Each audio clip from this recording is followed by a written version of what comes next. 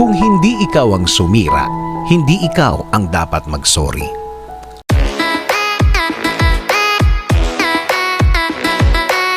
Kamartiran ang pag-uusapan natin ngayon at sana maputol natin ngayon sa pamamagitan ng video na ito.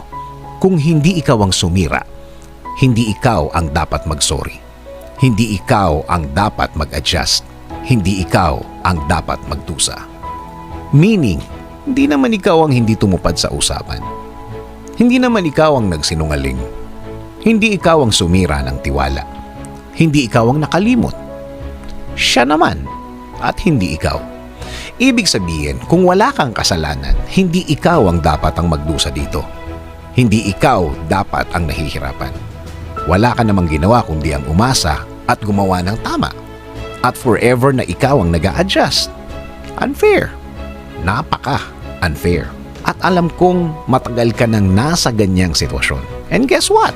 Wala kang plano na baguhin at kausapin siya kasi ang nasa isip mo, baka mag-away lang kayo. Ang problemang dulot nito ay pagmatagalan. Maniwala ka. Kasi ang iniisip niya, okay na ang lahat. Since may pagbabago at wala kang imik, forever na niyang ituturing na normal yan. Masasanay na siya dyan. Since na hindi ka umimik at wala ka namang reklamo at alam niya sa sarili niya na mali naman at nakakalamang siya, hahayaan na niya yan. Again, maganda yan sa kanya kasi nakakalamang siya at hindi na niya iniisip ang relasyon niyo. At kapag dumating ang oras na fed up ka na, punong-puno ka na, sasabog na ang galit mong itinago mo. Ikaw na ngayon ang may kasalanan. Ikaw na ngayon ang may diferensya. Ang pagtanggol niya sa sarili niya, bakit ngayon ka lang umimik?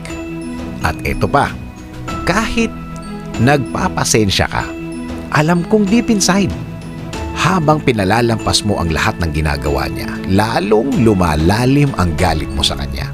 Lalo ka lang nagtatanim ng maraming galit at masama ang epekto nito di lang sa relasyon ninyo, kundi sa iyo na din. Umupo, magkape, umalis, sa labas kayo mag-usap. Yung tahimik. Oo, may masasyak at siya yun. Pero kailangan mo ang pag-uusap na ito.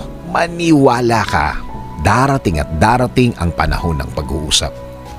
Talagang mag-uusap kayo. It's just a matter of time. Mag-uusap talaga kayo. Pero sana, hindi pa late ang lahat.